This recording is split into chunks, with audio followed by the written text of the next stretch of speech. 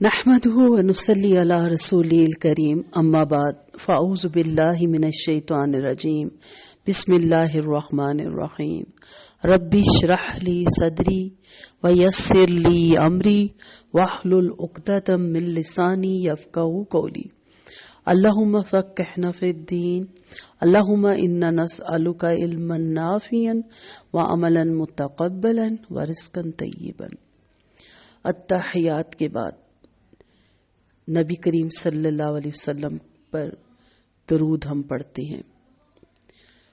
آپ سب کو درود ابراہیمی آتا ہے اور آپ اس کا ترجمہ بھی اچھی طرح جانتے ہیں۔ اگر تلفظ ٹھیک نہیں یا ترجمہ نہیں آتا تو وہ الگ کلاس ہے جس میں آپ کو یاد کروایا جائے گا۔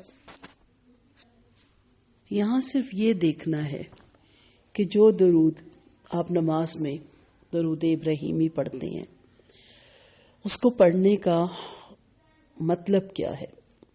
اللہم صلی علی محمد وعلی آل محمد کما صلیت علی ابراہیم وعلی آل ابراہیم انک حمید مجید۔ خدایا اے اللہ تو رحمت فرما محمد صلی اللہ علیہ وسلم پر اور محمد صلی اللہ علیہ وسلم کی آل پر جس طرح تو نے رحمت فرمائی ابراہیم علیہ السلام پر اور ابراہیم علیہ السلام کی آل پر۔ بلا شبہ تو بڑا ہی پاکیزہ صفات والا اور عظمت والا ہے۔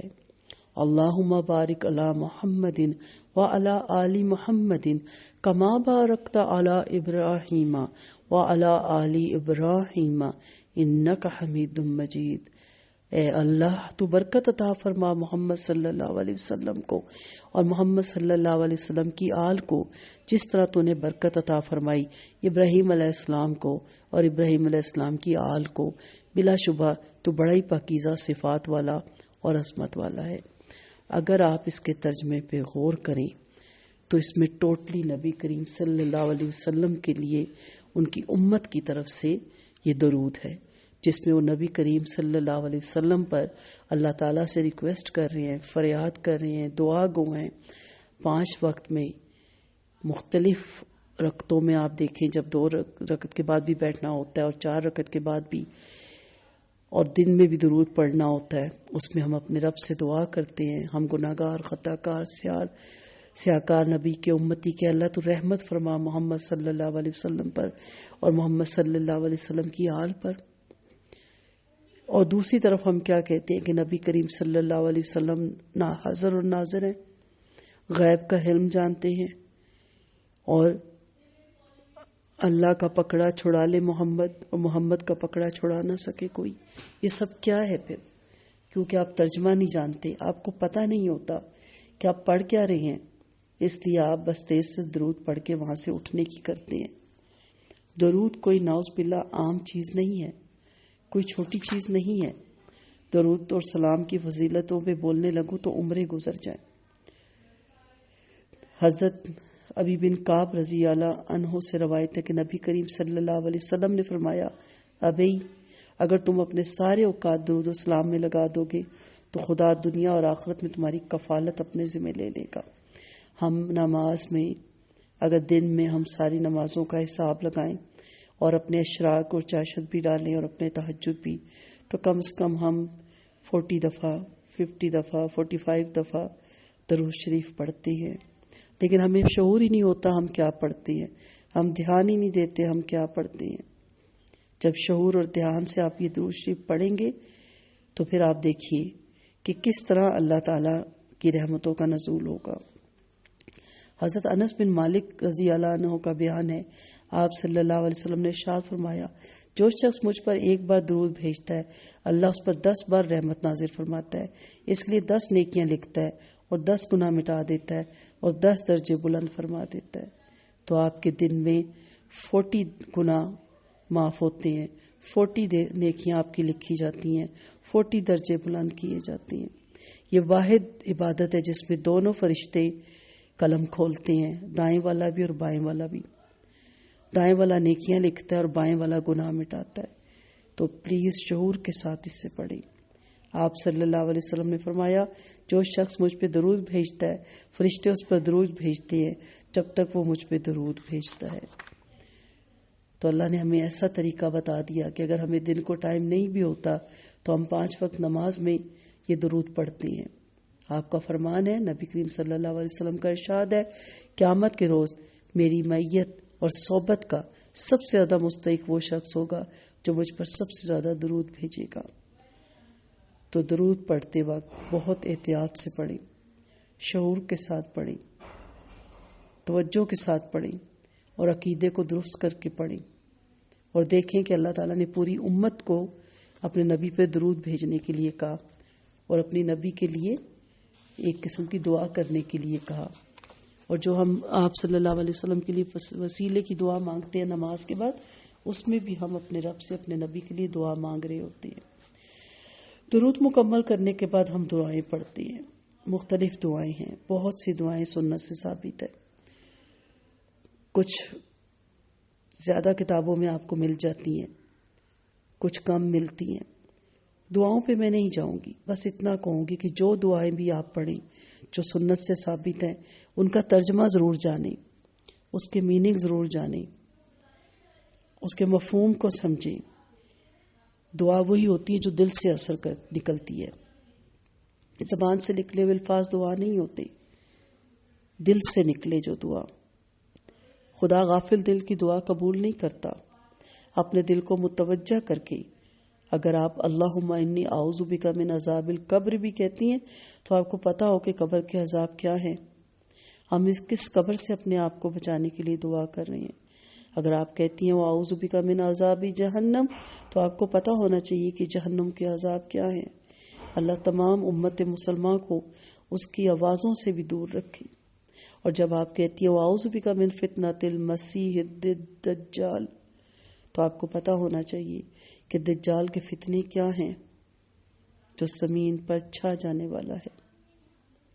اعوذ بک من فتنۃ المحیا والممات، اور ہم تیری پناہ مانگتے ہیں زندگی اور موت کے فتنے سے، آزمائشوں سے، ہر طرح کے فتنوں سے ہم تیری پناہ میں آتے ہیں. فتنوں کے بارے میں پتہ ہونا چاہیے. سارا دن تو ہم فتنوں میں ہی رہتے ہیں. یہ کیا ہے آج کا نیٹ، اس کا غلط استعمال فتنہ، یا آج کا موبائل، اس کا غلط استعمال فتنہ، فیس بک، یوٹیوب، انسٹاگرام، ٹی وی، یہ سب فتنے ہی تو ہیں، شکل بدل کے آگے ہیں.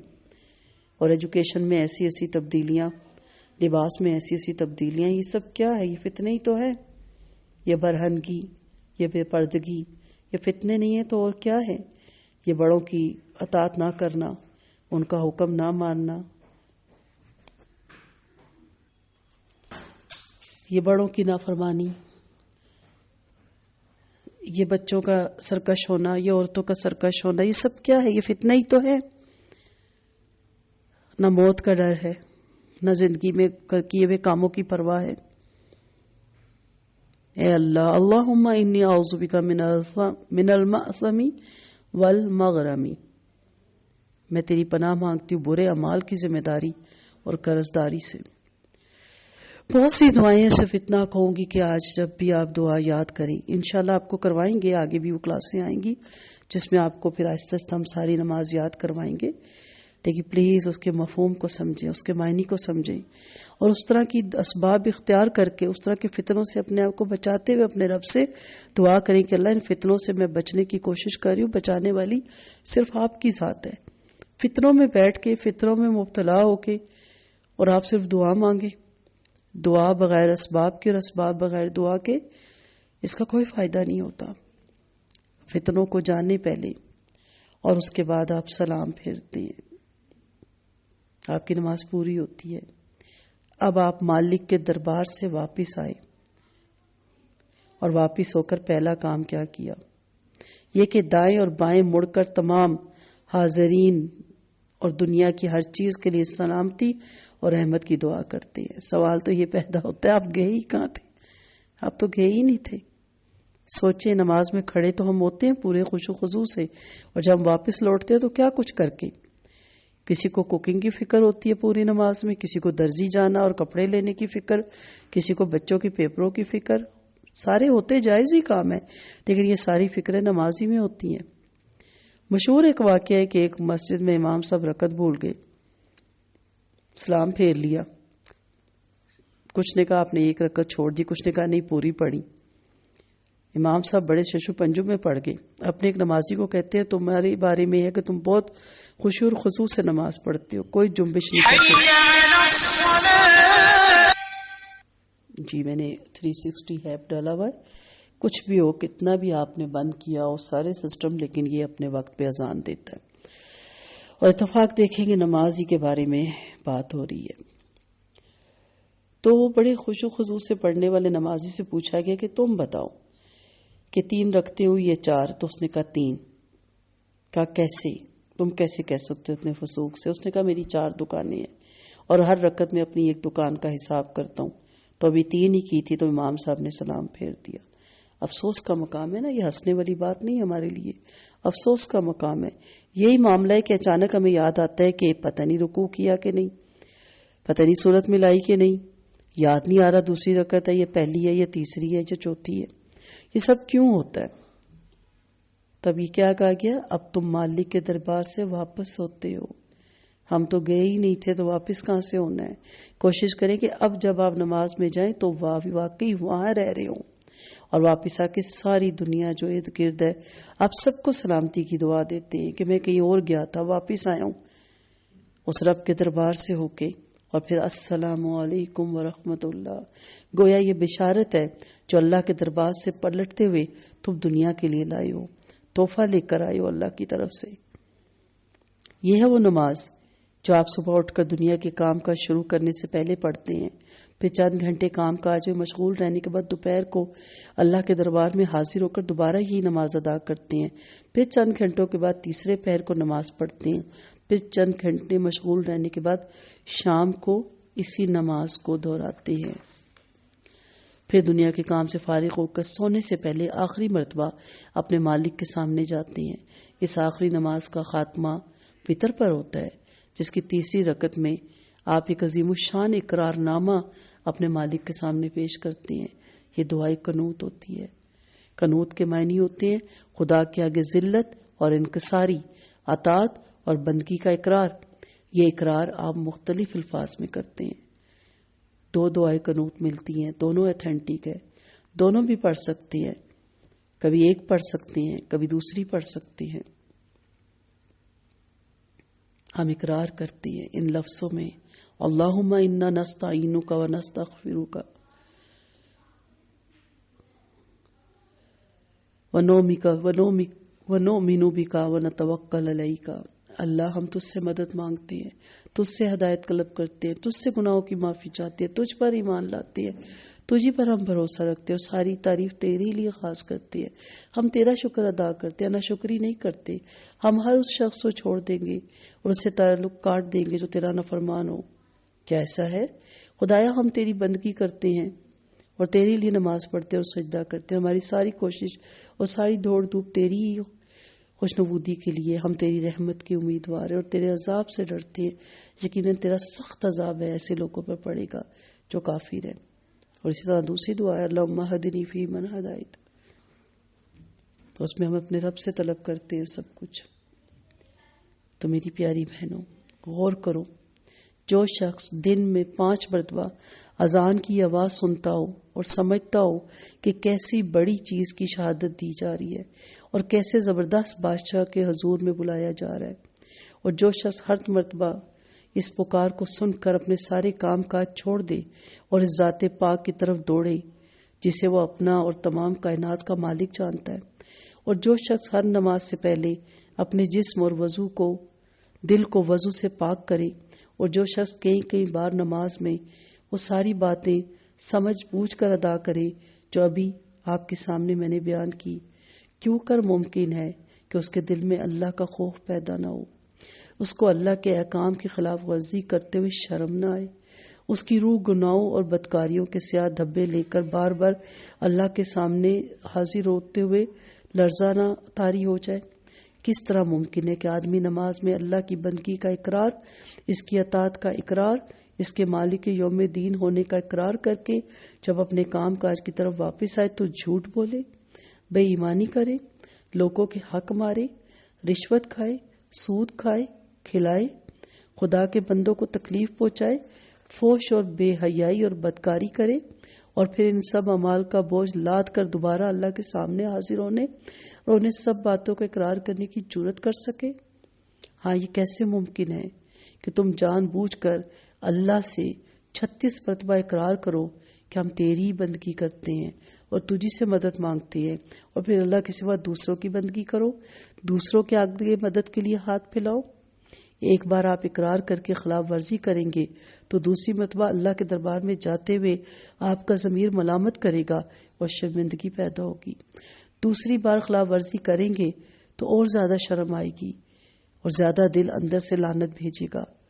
تمام عمر یہ کیسے ہو سکتا ہے کہ روزانہ 5 مرتبہ نماز پڑھیں اور پھر بھی آپ کے اعمال درست نہ ہوں، آپ کے اخلاق کی اصلاح نہ ہو اور آپ کی زندگی کی کایا نہ پلٹے؟ اسی بنا پر اللہ تعالیٰ نے نماز کی خاصیت بیان فرمائی ہے کہ ان الصلاۃ تنہا عن الفحشاء والمنکر، یقیناً نماز انسان کو بے حیائی اور بدکاری سے روکتی ہے۔ لیکن اگر کوئی ایسا ہے کہ اتنی زبردست اصلاح کرنے والی چیز سے بھی اس کی اصلاح نہیں ہوتی تو یہ اس کی بدبختی ہے۔ یہ نماز کی خرابی نہیں، پانی اور صابن کا قصور نہیں، اس کی وجہ کوئلے کی اپنی سیاہی ہے، اس کے اندر کی سیاہی نہیں ختم ہو رہی۔ بہنوں، آپ کی نمازوں میں ایک بہت بڑی کمی ہے، اور وہ یہ ہے کہ آپ نماز میں جو کچھ پڑھتی ہیں اس کو سمجھتی ہی نہیں۔ اگر آپ تھوڑا سا وقت نکال کر ان تمام نمازوں کو، اس تمام نماز کی دعاؤں کا مطلب اردو میں سمجھ لیں یا اپنی مادری زبان میں یاد کر لیں تو اس سے یہ فائدہ ہوگا کہ جو کچھ آپ پڑھیں گے اسے سمجھیں گے بھی، اور جب آپ سمجھیں گے تو انشاءاللہ اس پہ پھر آپ عمل بھی کریں گے۔ اللہ تعالیٰ سے دعا ہے کہ اللہ تعالیٰ میری تمام امت کی بہنوں کو، میری تمام امت کی بیٹیوں کو نماز کو سمجھنے کی توفیق دے اور اس پہ عمل کرنے کی توفیق دے۔ یہ نماز پڑھنے کے بعد خاص طور پہ جو سب سے بڑی چیز انہیں محسوس ہونی چاہیے وہ ہے بے پردگی۔ فحشی میں آتی ہے، کس طرح نمازی عورتیں بے پردہ ہو سکتی ہیں، کس طرح 5 وقت کی نماز پڑھنے والی ایک خاتون نامحرموں سے بات کر سکتی ہے، کیسے 5 وقت کی نماز پڑھنے والی ایک خاتون بے پردہ ہو سکتی ہے، شرعی پردہ نہیں کر سکتی، تو پھر اس کے اپنے دل کی کالک ہے، اس کے دل کے اندر سے آئی ہے اور وہ ابھی تک نماز کو سمجھ نہیں رہی۔ نماز صرف حاضری لگانے کا کام نہیں ہے۔ اکثر لوگ کہتے ہیں جی حاضری ہو جائے، حاضری میں کمی نہیں ہونی چاہیے۔ چلیں، ہو گئی حاضری، پریزنٹ از اکول ٹو 0، کیونکہ جب پیپر آئے گا تو آپ نے لیکچر اٹینڈ ہی نہیں کیے ہوں گے، تو آپ حاضری لگا کے، اکثر کالج میں ہوتا ہے نا، دوستوں کو کہہ کے یا خود حاضری لگوا کے پھر اسٹوڈنٹس غائب ہو جاتے ہیں، تو کیا لیکچر نہیں سننے ہوتے، پیپر نہیں دینے ہوتے؟ کہ صرف رجسٹر کھولا جائے اور کہ پیپر تو اس نے نہیں دیے لیکن وہ پورے سال پریزنٹ تھا اس لیے اس کو سرٹیفکیٹ دے دیا جائے؟ اس کو سرٹیفکیٹ نہیں دیا جائے گا۔ اس لیے خالی حاضری نہیں لگانی، خالی عادت نہیں بنانی، اس کو عبادت بنانا ہے، غلامی کی طرح اپنانا ہے، غلام بننا ہے، اس کو سمجھنا ہے اور اس کے پیپرز کو حل کرنا ہے۔ جو کچھ اس میں پڑھا ہے اس کے مطابق زندگی گزارنی ہے۔ سیدھا راستہ مانگا تو سیدھے راستے پہ چلنا ہے، اس کی بندگی کا اقرار کیا تو اس کی غلام بن کے دکھانا ہے، اس سے مدد مانگتے تو غیروں کے در پہ نہیں جانا۔ یہ ساری چیزیں آپ کے نوٹس میں ہوں گی تو انشاءاللہ آپ کی نماز آپ کو بے حیائی اور بدکاری سے روکے گی۔ وآخر دعوانا ان الحمد للہ رب العالمین۔